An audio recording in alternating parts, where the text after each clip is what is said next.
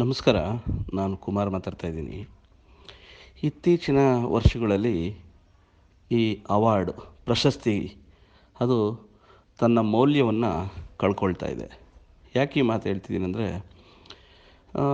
ಒಂದು ಉದಾಹರಣೆ ಕೊಡ್ತೀನಿ ನೋಡಿ. ಡಾಕ್ಟ್ರೇಟ್ ಅನ್ನೋದು ಒಂದು ಒಳ್ಳೆಯ ಒಂದು ಯೂನಿವರ್ಸಿಟಿ ಒಂದು ಸಾಧನೆ ಮಾಡಿದ ವ್ಯಕ್ತಿಗೆ ಕೊಡ್ತಾರೆ, ಒಂದು ಗೌರವಪೂರ್ವಕವಾಗಿ. ಅದೇ ರೀತಿ ಇತ್ತೀಚಿನ ದಿನಗಳಲ್ಲಿ ಏನಾಗ್ಬಿಟ್ಟಿದೆ, ಆ ಡಾಕ್ಟ್ರೇಟ್ ಅನ್ನೋದು ವ್ಯಾಪಾರ ಆಗಿಬಿಟ್ಟಿದೆ, ಬಿಸ್ನೆಸ್ ಆಗಿಬಿಟ್ಟಿದೆ. 8,000 ರೂಪಾಯಿಂದ ಹಿಡಿದು 1,00,000 ರೂಪಾಯಿವರೆಗೂ ನೀವು ದುಡ್ಡು ಕೊಟ್ಟರೆ ನಿಮಗೆ ಡಾಕ್ಟ್ರೇಟ್ ಸಿಗ್ತದೆ. ಭಾಳಷ್ಟು ಜನ ಕಾಂಜಿ ಪಿಂಜಿಯವರೆಲ್ಲ ಇವತ್ತು ಅವ್ರ ಹೆಸರು ಮುಂದೆ ಡಾಕ್ಟ್ರೇಟ್ ಹಾಕ್ಕೊಂಬಿಟ್ಟಿದ್ದಾರೆ. ಎಲ್ಲ ರಂಗದಲ್ಲೂ ಇದ್ದಾರೆ.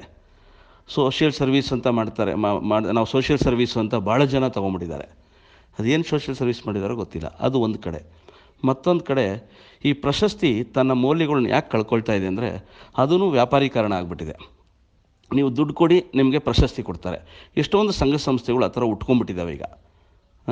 ಮೊದಲು ಒಂದು ಸ್ಟೇಟ್ ಅವಾರ್ಡು, ನ್ಯಾಷನಲ್ ಅವಾರ್ಡು, ಭಾಳಷ್ಟು ಒಂದೊಂದು ಒಳ್ಳೆಯ ಒಂದು ಪ್ರತಿಷ್ಠ ವ್ಯಕ್ತಿಗಳ ಹೆಸರಿನಲ್ಲಿ ಅವಾರ್ಡ್ಗಳು ಕೊಟ್ಕೊಂಡ್ಬಂದಿದ್ದರು. ಆದರೆ ಈಗ ಆ ಅವಾರ್ಡ್ ಕೊಡೋ ಸಂಸ್ಥೆಗಳು ತುಂಬ ಉಟ್ಕೊಂಡ್ಬಿಟ್ಟಿದ್ದಾವೆ. ನೀವು ಅವರು ಅವಾರ್ಡ್ ಫಂಕ್ಷನ್ ಮಾಡೋದಕ್ಕೆ ಒಂದು 10,000 ಕೊಡಿ, 25,000 ಕೊಡಿ, 50,000 ಕೊಡಿ, 1,00,000 ಕೊಡಿ. ಅದಕ್ಕೆ ಅನುಗುಣವಾಗಿ ನಿಮಗೆ ಪ್ರಶಸ್ತಿಗಳು ಕೊಡ್ತಾರೆ, ಪುರಸ್ಕಾರಗಳು ಕೊಡ್ತಾರೆ. ನಿಮ್ಮ ಸಿನಿಮಾಗೆ, ನಿಮ್ಮ ಇದಕ್ಕೆ.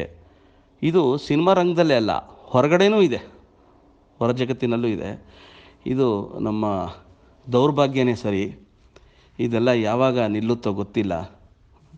ಪ್ರಶಸ್ತಿಗಳು ಮೌಲ್ಯ ಕಳ್ಕೊಂಡು ಮೂಲೆ ಆಗ್ತಾಯಿದೆ.